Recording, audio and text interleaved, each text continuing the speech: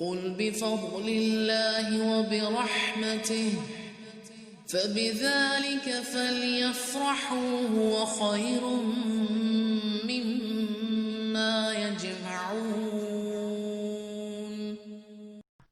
بسم اللہ الرحمن الرحیم۔ کہ انفاق خرچ کیسے ضائع کیسے ہوتا ہے، یعنی ریاکاری وہ گھن کا کیڑا ہے جو اس فصل کو کھا جاتا ہے۔ تو انفاق کی حفاظت ضروری ہے۔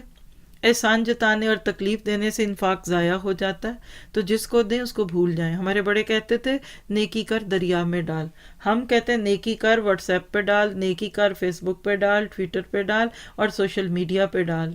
یاد رکھیے اپنے کاموں کو ضائع نہ کیجیے دوسروں کو دکھا دکھا کر۔ اب ایک ایسے شخص کی مثال ہے کہ جو دیتا تو ہے لیکن بعد میں احسان جتلا کر یا ریاکاری سے ضائع کر دیتا ہے، یعنی بڑھاپے کی نیکیاں سنبھال نہیں پاتا، نیکیاں کرتا ہے اپنی ہی نیکیوں کو بعد میں ضائع کر دیتا ہے۔ یہ ایسا بدبخت شخص ہے کہ جس کی مثال کیا ہے؟ کیا تم میں سے کوئی بھی یہ چاہتا ہے؟ دیکھیے انداز، دیکھیے قرآن کا۔ کان کھڑے ہوئے آپ کے اس جملے کو سن کے؟ کیونکہ یہ انداز ہوتا ہے مخاطب کو متوجہ کرنے کا۔ پھر بولتی ہوں، کیا تم میں سے کوئی بھی یہ چاہتا ہے کہ اس کا کھجور اور انگوروں کا باغ ہو؟ آپ کہیں گے جی۔ جس میں نہریں بہہ رہی ہوں؟ جی۔ اور ہر قسم کے پھل موجود ہوں؟ جی۔ یہاں تک تو جی ہے۔ پھر اس شخص کا بڑھاپا آ گیا ہو اور اس کے ننھے ننھے سے بچے بھی ہوں اور اچانک باغ کو بگولا لگ جائے جس میں آگ بھی ہو، یعنی آگ لگ جائے اس باغ کو، بس وہ باغ جل جائے۔ اس طرح اللہ تعالیٰ تمہارے لیے آیتیں بیان کرتا ہے تاکہ تم غور و فکر کرو۔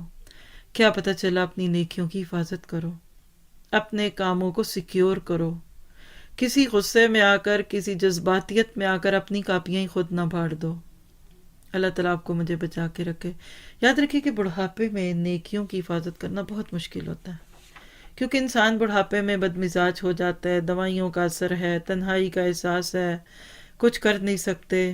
تو اگر آپ اس سٹیج سے گزر رہے ہیں تو اللہ سے دعا کریں کہ اللہ میری نیکیاں ضائع نہ ہو۔ پکی پکائی ہنڈیاں جل جائے تو کیا ہوگا؟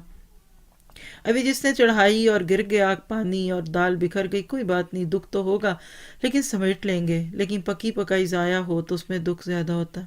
اس لیے ضرورت ہے کہ ہم اپنے آپ کو بااخلاق رکھیں۔